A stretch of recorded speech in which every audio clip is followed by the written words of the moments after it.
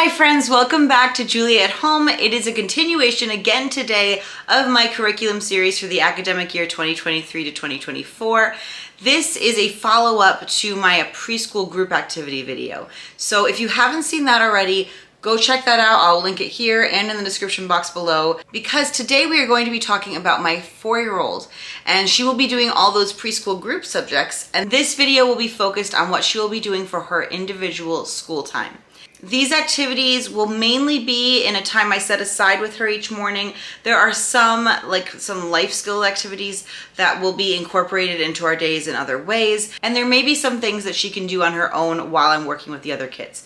I'm going to go through and talk about the subjects we will be doing. I am really inspired by the Montessori method with my preschoolers. I have a bunch of videos on different Montessori topics that I will be referencing, and I will include the playlist to those below as well. So these subjects she'll be doing are mainly Montessori subjects for that 3 to 6-year-old age group. First, we're going to talk about language. For me, this is the most important. We started introducing the sandpaper letters this past year and learning their phonetic sounds.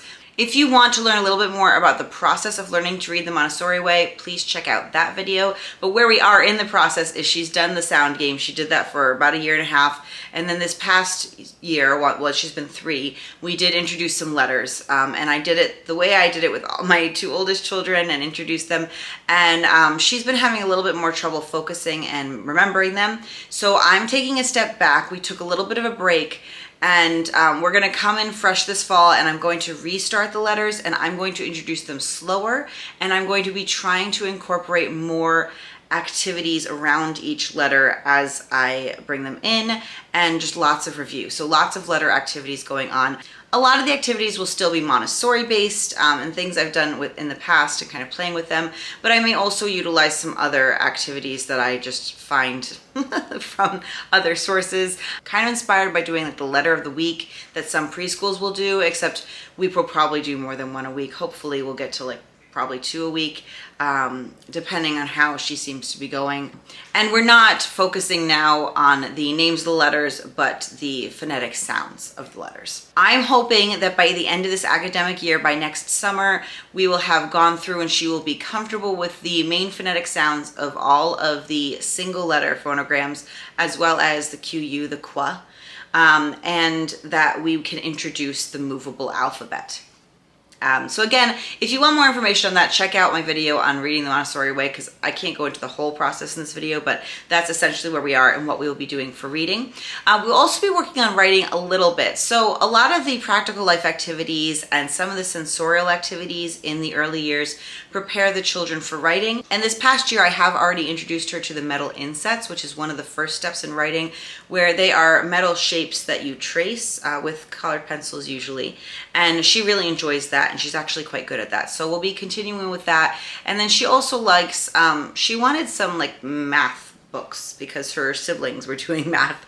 And so I got her some just like tracing and maze books. And so we'll probably continue on with some of that as well, which was also really good handwriting practice. So we'll just kind of be moving along. And as we introduce the letters, we'll also be learning to write those. And of course, we do lots of other language-rich activities that I talk about more in my preschool group activity video. So, reading, singing, things like that.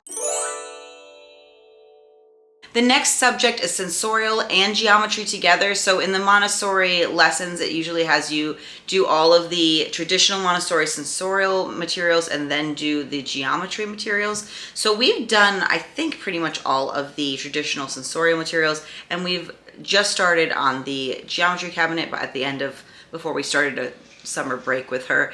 And so I'll be picking up again with the geometry cabinet, but also probably reviewing a little bit some of those sensorial materials, things like the red rods and such. And I do again have a video on sensorial materials that I will link below. And we'll probably be doing other things as well, like sound shakers and smell bottles, and maybe even matching the bells and such. We'll still be doing some sensorial materials, but also doing some geometry materials with the geometry cabinet and the geometric solids. And I'll just have to make separate videos on some of those for you to explain how we do those.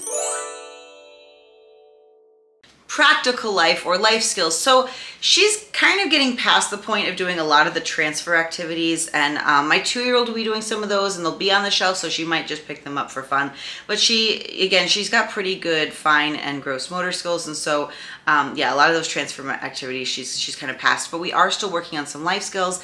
I'm going to be just starting her in on some easy chores. She's already supposed to help pick up. She's not great at it, so we'll be working on that. I'm just doing a daily picking up of toys and clothes and such. Things like the snap and button frames, and I have a button turkey that I like to pull out in the fall to practice buttoning. She's actually pretty good at folding, so I might have her start learning to fold some clothing, some harder items to fold. She loves to do cooking and baking with me, especially making muffins. It's one of her favorite things, so we'll continue to make muffins and bread and stuff together. I also personally love to make bouquets, and she loves flowers, so I may teach her a little bit on making bouquets, but the snips are pretty sharp, so we'll work on that. It's something I'm thinking about how to do with her, but I think she would enjoy that, and that's a fun life skill. Then of course, continuing self-care activities, getting dressed, washing hands, brushing teeth, things like that. She's at the age she loves to do all these things. And I made a note to myself that later in the year, I may try to introduce tying shoes and start practicing that, because that might take a while. So we'll see where she is on that and how we're feeling about it. But that might be something we introduce and work on this year as well. For numbers, we're gonna start the Montessori number sequence. We've been counting for a while, and you know, there's math happening around her, especially we make the older children do math equations at dinner sometimes to get cheese on their pasta, for example, and some other things. So she's exposed to a lot of numbers and math happening around her, but we'll be doing the traditional Montessori math materials, starting with the number rods, and then the sandpaper numbers and such, and I do also have a video on that I will link below. And there's a lot, once you have the numbers introduced, there's a lot of fun activities that you can do, especially involving seasonal activities and themes with counting and numbers. So I'm excited to do those. 2 more subjects that we'll be incorporating a little bit into her individual school this year are geography and science. In the Montessori 3 to 6 cycle, they do introduce some physical geography. You learn about land and water, talking about, you know, the continents versus the oceans, and then also things like islands, lakes, peninsula, bay, things like that. They have some fun materials to do with those, and also some activities. So we'll be incorporating some of those into her school year. And for science, there's a lot of it's a lot of categorizing that happens at this age. So talking about living versus non-living, such as like a bird versus a rock, for example, and what are the characteristics of things that are living versus non-living, and learning to recognize and sort those. And then you go into categorizing, you know, plants versus animals, the different categories of animals as far as vertebrates and invertebrates, and then you can even go into the different vertebrates and all that, and just kind of classifying the world around them. We'll probably also talk about states of matter a little bit. Just I first like to introduce them as land, water, and air, but then we can later in the year also talk about gas and liquid and solids. My older 2 will actually be doing a chemistry curriculum that does get into that quite a bit as well. So I might just include her in some of those things and try to make it more at her level, if that makes sense. But basically, we'll just see how far we get. If we keep it at land, water, air this year, that's fine.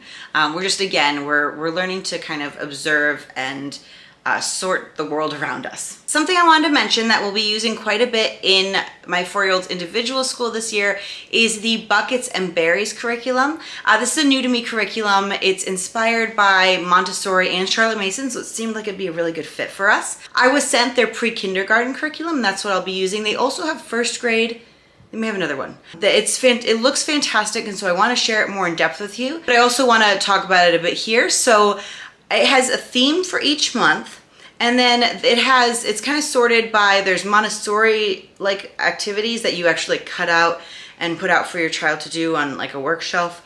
And then it has more worksheety activities that your child could either do with, you know, a pencil, or I think there's some coloring pages and stuff in there. Or you could even put some of them like in a plastic pouch and use dry erase marker if you want them to be able to do it over again. So it's got lots and lots of stuff in there. So that's really good.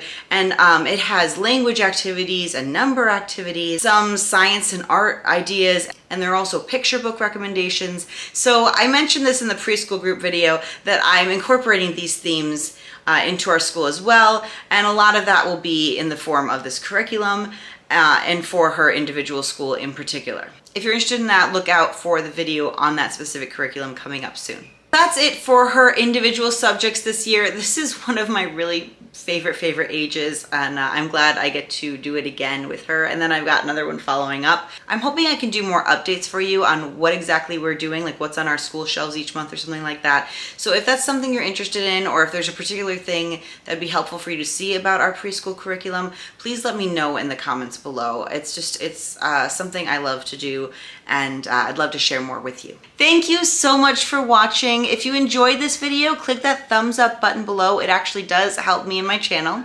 And if you haven't subscribed and you are interested in my content, please do so, and also click that bell if you want to get notifications when new videos pop up. I hope you're all well. Have fun with your kids. Bye, friends.